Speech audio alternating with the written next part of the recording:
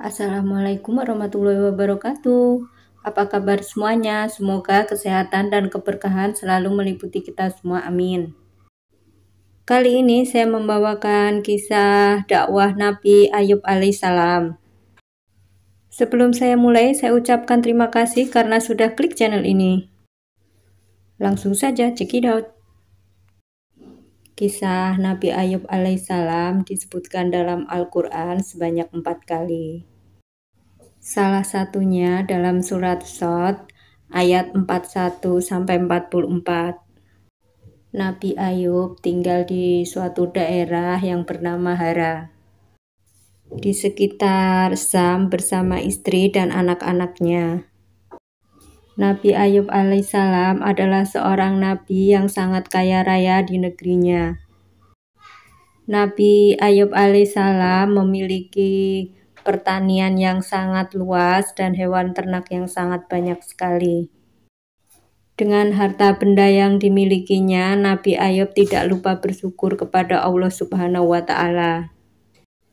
Nabi Ayub alaihissalam selalu menggunakan hartanya untuk kebaikan, seperti bersedekah dan membantu orang yang membutuhkan pekerjaan.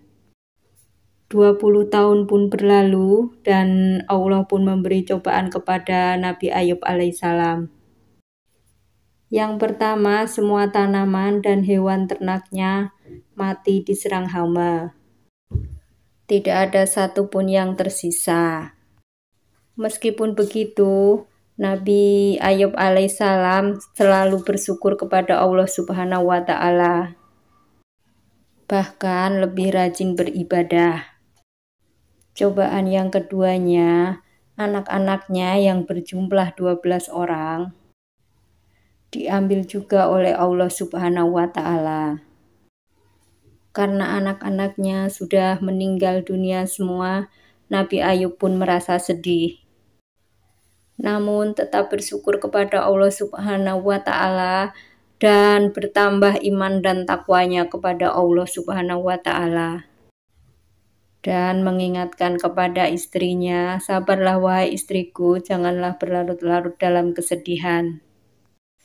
Harta dan anak-anak kita adalah semua pemberian Allah dan akan kembali kepada Allah pada waktunya. Baiklah suamiku, terima kasih kau telah mengingatkanku. Cobaan ketiganya yaitu ketika tiba-tiba Nabi Ayub terbangun dari tidur. Seluruh badannya sudah dipenuhi dengan korengan dan luka-luka yang amat bau busuk sekali. Meskipun cobaan yang diberikan Allah begitu berat kepada Nabi Ayub alaihissalam, Nabi Ayub selalu bersyukur dan berserah kepada Allah Subhanahu wa Ta'ala. Dan selalu berdoa, ya Allah, ya Robbi, jika semua cobaan ini adalah darimu, aku ikhlas menerimanya. Hari semakin hari berlalu, namun penyakit Nabi Ayub alaihissalam bukannya sembuh, namun bertambah parah. Bahkan orang-orang di sekitarnya pun menjauhinya. Wahai Ayub, pergilah kamu dan istrimu ke suatu tempat yang jauh agar kami semua tidak tertular oleh penyakitmu. Mendengar hal itu, Nabi Ayub pun hanya terdiam. Dengan sabarnya, Nabi Ayub pun pergi meninggalkan negeri tersebut bersama istrinya. Pergi ke tempat yang sangat jauh dan tentunya jauh dari pemukiman penduduk. 18 tahun pun berlalu. Usia Nabi Ayub pun terus bertambah. Dengan bertambahnya usia tersebut, Nabi Ayub sudah mulai kesulitan dalam melakukan aktivitasnya. Selain bertambahnya usia, karena penyakitnya juga yang tak kunjung sembuh. Setiap hari Nabi Ayub pun selalu bersabar dan selalu berikhtiar untuk menyembuhkan semua penyakit yang ada dalam tubuhnya. Sehingga semua hartanya sudah benar-benar habis untuk berobat dan makan sehari-hari. Bahkan untuk makan pun serba kekurangan, bisa dibilang tidak ada.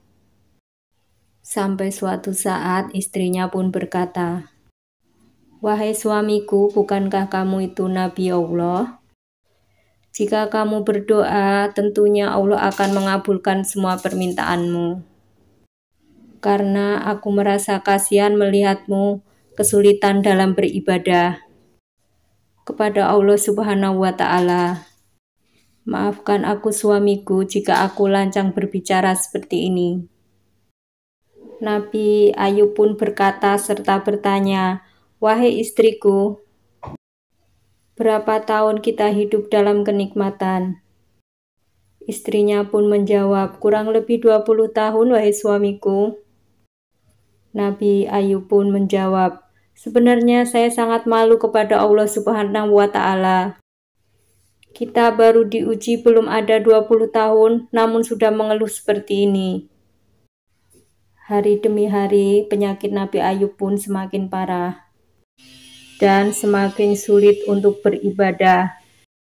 Karena semakin sulitnya beribadah, Nabi Ayub pun berdoa, "Ya Allah, ya Robbi, ketika kau berikan segala cobaan kepadaku, aku selalu bersabar. Namun jika kiranya penyakit ini mempersulit ibadahku kepadamu, ya Allah, angkatlah penyakitku ini." Seketika itu juga terdengar suara dari langit. Seperti disebutkan dalam Al-Quran surat Shad ayat 42. Allah berfirman, "Hentakkanlah kakimu. Inilah air yang sejuk untuk mandi dan minum." Saat mendengar suara itu, Nabi Ayub pun bangun dari ranjangnya. Nabi Ayub pun menghentakkan kakinya ke tanah, dan muncullah air. Kemudian air itu digunakan untuk minum dan mandi. Seketika itu juga hilanglah semua penyakit dari badan Nabi Ayub alaihissalam. Dan ketika istrinya Nabi Ayub alaihissalam masuk ke dalam rumah, sangat kaget melihat sosok laki-laki yang ada di kamar Nabi Ayub alaihissalam. Istrinya Nabi Ayub pun bertanya, "Maaf, Anda siapa ya?" Dan melihat seorang laki-laki yang sudah lanjutkah di kamar ini.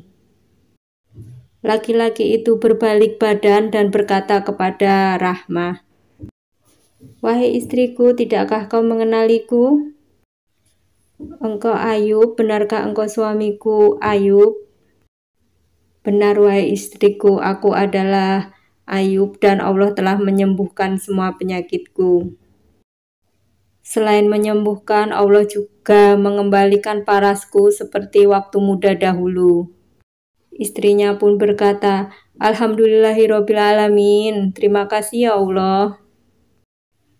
Keesokan harinya, kesembuhan Nabi Ayub sampai ke telinga orang-orang. Mereka datang beramai-ramai dengan membawakan berbagai macam hadiah. Kemudian Allah pun memberi kekayaan 2 kali lipat dari harta Nabi Ayub alaihissalam sebelumnya. Allah pun memberi karunia kepada Nabi Ayub dan istrinya beberapa orang anak. Karena Rahmah sering hamil beberapa kali kembar. Seperti disebutkan dalam Al-Quran surat Shad ayat 43. "Dan kami anugerahi dia Ayub, kami kumpulkan kembali keluarganya, dan kami lipat gandakan jumlah mereka sebagai rahmat dari kami dan pelajaran bagi orang-orang yang berpikiran sehat." Itu tadi rangkuman kisah Nabi Ayub alaihissalam dengan segala cobaan yang menderanya, namun tetap sabar menghadapinya. Jika saya salah dalam menyampaikan cerita, saya mohon maaf sebesar-besarnya. Sesungguhnya kebenaran hanya milik Allah Subhanahu wa Ta'ala. Jika ada yang kurang, boleh ditambah di kolom komentar. Akhir kata, wassalamualaikum warahmatullahi wabarakatuh. See you next video.